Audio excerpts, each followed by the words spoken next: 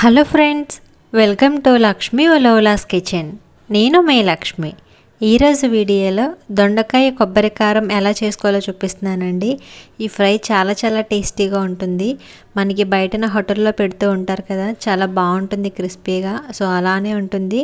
Taste అయితే రెగ్యులర్గా చేసుకునే ఫ్రై కన్నా కూడా చాలా బాగుంటుందండి. మరి ఈ ఫ్రై ఎలా చేయాలో చూసే ముందు వీడియోకి లైక్ చేయడం మర్చిపోకండి. సో స్టార్ట్ చేద్దాం. ముందుగా స్టవ్ ఆన్ చేసి ప్యాన్ పెట్టుకుని ఇందులో పావు కప్పు పల్లీలు వేసుకొని మీడియం ఫ్లేమ్లో దోరగా వేయించుకోవాలి. ఒక 2-3 నిమిషాల పాటు కలుపుకుంటూ వేయించుకుంటే పల్లీలు అనేవి లోపల వరకు వేగి చాలా బాగుంటాయండి క్రిస్పీగా. సో ఈ విధంగా వేగిన తర్వాత వీటిని ఒక ప్లేట్లోకి తీసుకుని చల్లార్చుకోవాలి. ఇప్పుడు అదే ప్యాన్లో 2 టేబుల్ స్పూన్ల ఆయిల్ వేసుకుని వేడైన తర్వాత 1 టీ స్పూన్ మినపప్పు, 1/2 టీ స్పూన్ ఆవాలు, 1/2 టీ స్పూన్ జీలకర్ర వేసుకుని ఈ పోపుని కొంచెం క్రిస్పీగా వచ్చేంత వరకు వేయించుకోవాలి. ఇలా వేగిన తర్వాత కొంచెం కరివేపాకు కూడా వేసుకుని ఇది కూడా వేపుకున్న తర్వాత 1/2 కిలో దొండకాయలు శుభ్రంగా కడిగి నేను ఇక్కడ చూపిస్తున్న విధంగా సన్నగా పొడవుగా కట్ చేసుకోవాలండి. ఈ ఫ్రైకి పొడవుగా కట్ చేసుకుంటేనే బాగుంటాయి. ఇవి లేతవి తీసుకుంటే చాలా త్వరగా వేగిపోతుంది అండ్ టేస్ట్ కూడా చాలా బాగుంటుంది. ఇలా కట్ చేసుకున్న దొండకాయ ముక్కల్ని ఈ ప్యాన్లో వేసుకోవాలి.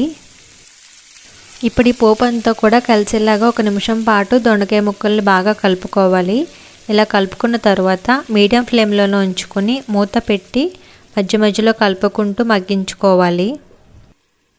ఇవి వేగేలోగా ఒక మిక్సీ జార్ తీసుకుని ఇందులో మనం ముందుగా వేయించి చల్లార్చుకున్న పల్లీలు వేసుకోవాలి. వీటితో పాటు 10 వెల్లుల్లి రెబ్బలు కూడా పొట్టు తీసుకొని వేసుకోవాలండి.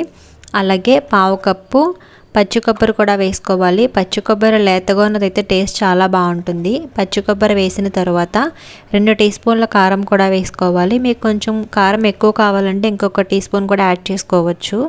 సో ఇందులో వాటర్ ఏమీ యాడ్ చేయకుండా ఈ విధంగా కచ్చాపచ్చాగా గ్రైండ్ చేసుకోవాలి. దీన్ని పక్కన పెట్టుకొని మనం దొండకాయలు మగ్గించుకుంటున్నాం కదండి, ఒకసారి మూత తీసుకొని మళ్ళీ కలుపుకోవాలి. ఇవి కొంచెం వేగడానికి టైం పడుతుందండి, ఒక 5 మినిట్స్ పాటు టైం పడుతుంది. సో ఒకసారి మళ్ళీ కలుపుకొని మూత పెట్టి ఇవి బాగా మగ్గేంత వరకు ఇంకొక 2 నిమిషాల పాటు మగ్గించుకుంటే సరిపోతుంది. మూత పెట్టుకుంటే కనుక తొందరగా ఫ్రై అవుతాయండి. సో ఇంకో 2 మినిట్స్ పాటు వేగిన తర్వాత ఈ విధంగా బాగా ఫ్రై అవుతాయండి. ఈ దొండకాయ ముక్కలు ఒక 80% వరకు ఫ్రై అయిన తర్వాత మనం ముందుగా కొబ్బరి ఇంకా వెల్లుల్లి పేస్ట్ చేసి ఉంచుకున్నాం కదండి, ఆ పేస్ట్ని వేసుకోవాలి. ఇది వేసుకున్న తర్వాత మీడియం ఫ్లేమ్లోనే ఉంచుకొని ఈ దొండకాయ ముక్కలు ఇంకా ఈ పేస్ట్ కూడా బాగా కలిసేలాగా కలుపుకోవాలి. దొండకాయ ముక్కలకి ఈ పేస్ట్ అనేది బాగా పట్టించుకోవాలండి, అప్పుడే ఫ్రై అనేది పొడి పొడిగా వస్తుంది. ఇలా బాగా కలుపుకున్న తర్వాత ఇందులో రుచికి సరిపడగా సాల్ట్ కూడా యాడ్ చేసుకోవాలండి. నేను ఇక్కడ 1 టీ స్పూన్ సాల్ట్ వేస్తున్నాను. మీరు కావాలంటే ముందుగా పేస్ట్ చేసుకునేటప్పుడే సాల్ట్ కూడా యాడ్ చేసేసుకోవచ్చు. సో సాల్ట్ కూడా వేసుకుని బాగా కలుపుకున్న తర్వాత మూత పెట్టుకుని మధ్య మధ్యలో కలుపుకుంటూ ఒక 2 నిమిషాల పాటు వేయించుకోవాలండి. ఇలా వేయించుకోవడం వల్ల ఈ కొబ్బరి అంతా కూడా బాగా ఫ్రై అనేది పొడి పొడిగా వస్తుంది. సో ఇలా బాగా పొడి పొడిగా వచ్చిన తర్వాత స్టవ్ ఆఫ్ చేసుకుంటే ఈ ఫ్రై రెడీ అయిపోతుందండి. ఒకసారి మీరు కూడా ఈ విధంగా ట్రై చేయండి, మీకు బాగా నచ్చుతుంది. అలాగే మీరు చేసిన తర్వాత మీకు ఎలా వచ్చింది అనేది కూడా నాకు కామెంట్లో చెప్పండి. ఈ వీడియో కనుక మీకు నచ్చితే ఖచ్చితంగా లైక్ చేసి మీ ఫ్రెండ్స్కి కూడా షేర్ చేయండి. ఫస్ట్ టైం నా ఛానల్ చూస్తున్నవారు తప్పకుండా సబ్స్క్రైబ్ చేయండి. Thank you for watching.